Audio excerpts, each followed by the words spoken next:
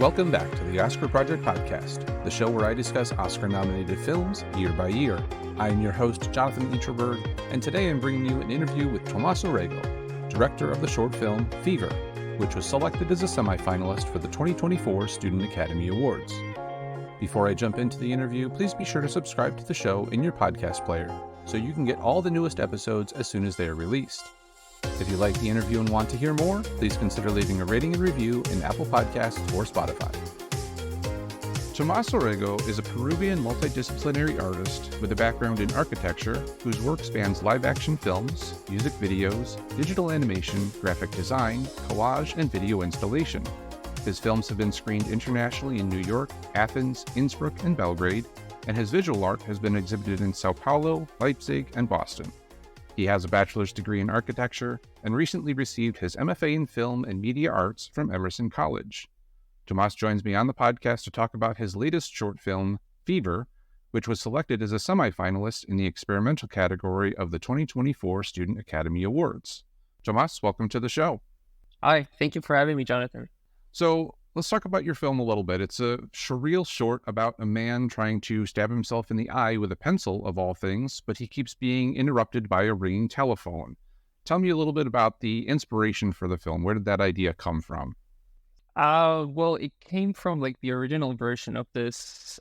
So the script was a 5-page script, which I trimmed down from a 15-page script that had much more characters and locations. It was basically about this guy who wanted to sort of give a token of forgiveness to his love interest because he did something awful to her. He wanted to take out his eye and give it to her. And that was sort of how the movie would start. And then the girl would eat the eyeball, and then they would go on this adventure where she would progressively chop his body into pieces until he was a head. Obviously, that was very expensive to do. So I was when I was rewriting the script, I was why don't I just focus on him taking his eye out?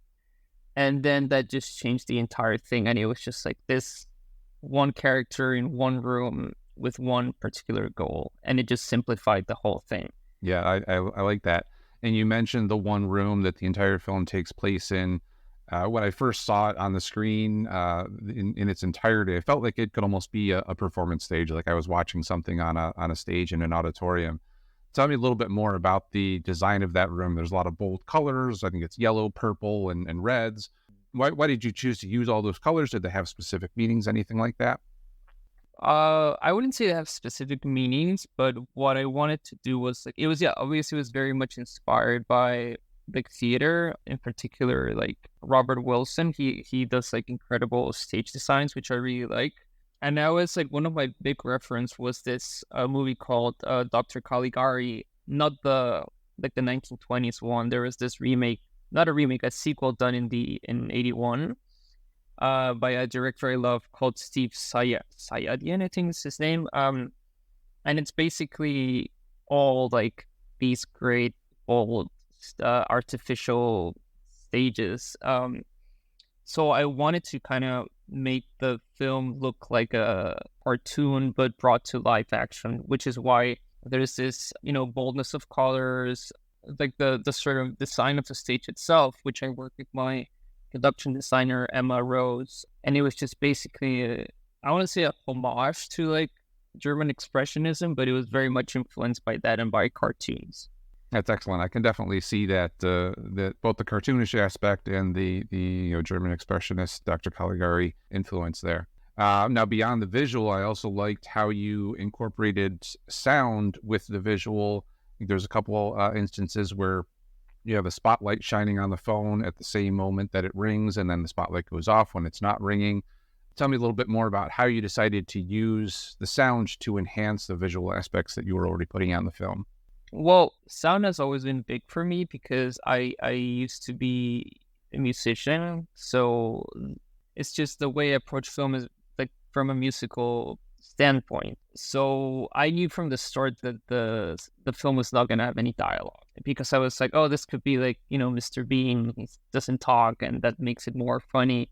And then I could save time on subtitles also. So originally the soundtrack was gonna be like much more like dark, ambient, and industrial, but then my friend wrote this like super cool like free jazz soundtrack to it, which again it brought back to this original idea I had that this was like I want this to be kind of like a Looney Tunes episode. It was like a Looney Tunes soundtrack from hell, and I think that just gave the film a different edge, which I really liked.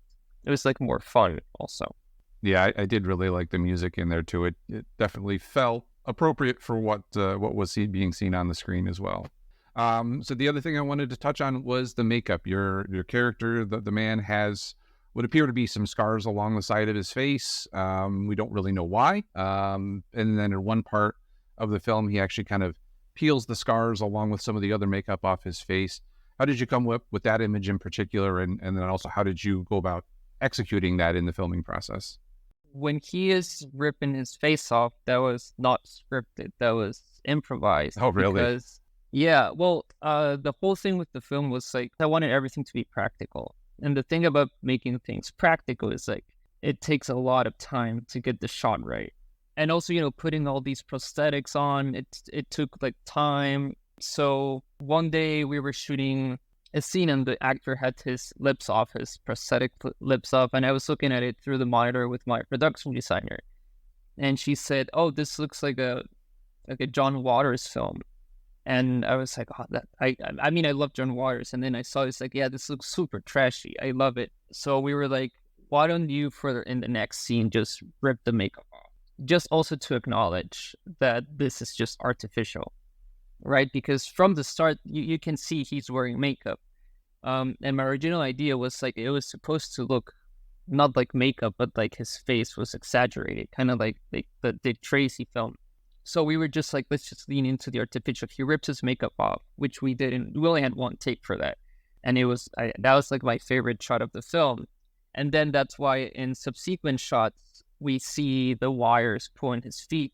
So we started just like leaning into that because I think it just gave it a more creepy vibe. It's like, okay, I see the wires, but like, who is pulling the wires?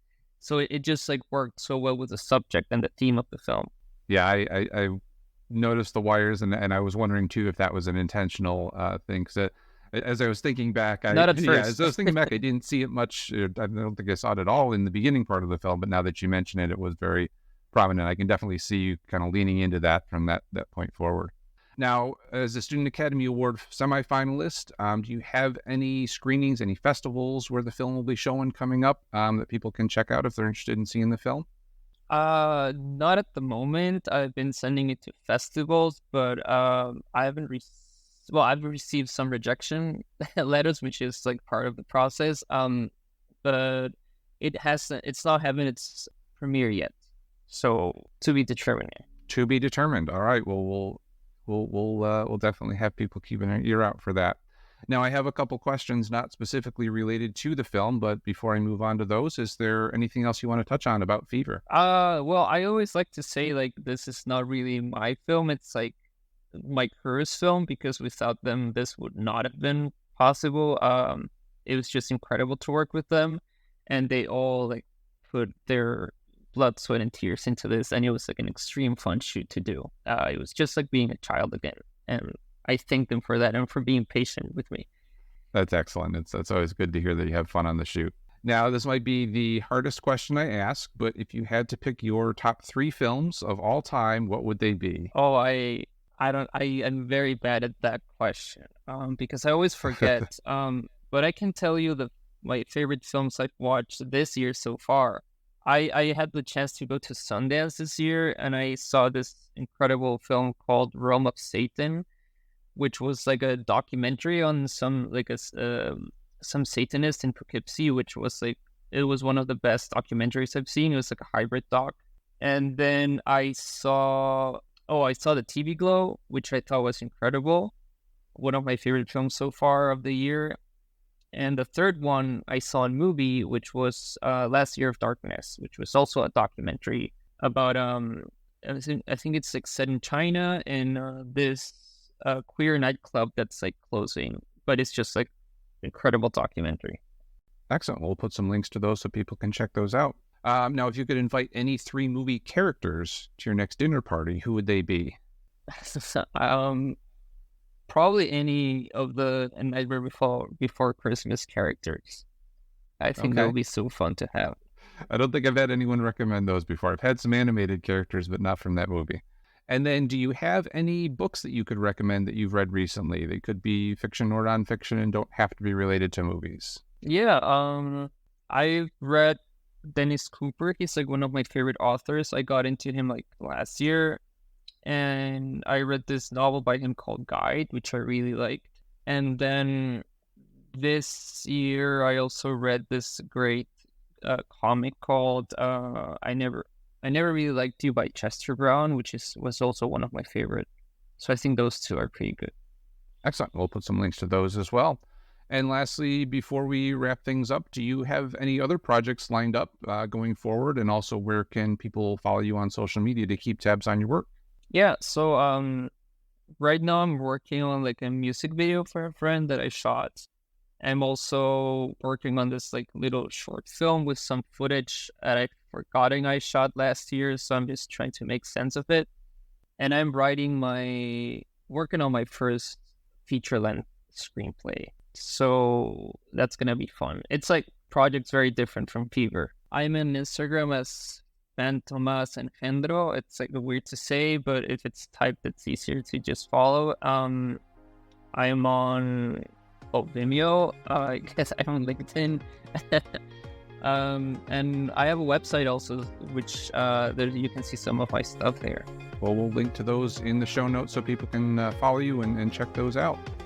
Well, Tomás, thank you so much for the time today. Really appreciated you sharing your film with me, and look forward to hearing when it get its premiere, and we can get some more people to see it for you. Yeah, thank you so much, Jonathan, for this. And also, it was nice talking to you. Thank you again to my guest today, Tomás Orrego. His short film Fever was selected as a semifinalist for the 2024 Student Academy Awards. The Oscar Project podcast is written and produced by me, Jonathan Eacherberg, with editing assistance from Joshua Eacherberg. Please be sure to come back for my next episode, where I speak with Luke Selesky, director of the short film The Lights Above. Until then, I hope to see you at the movies.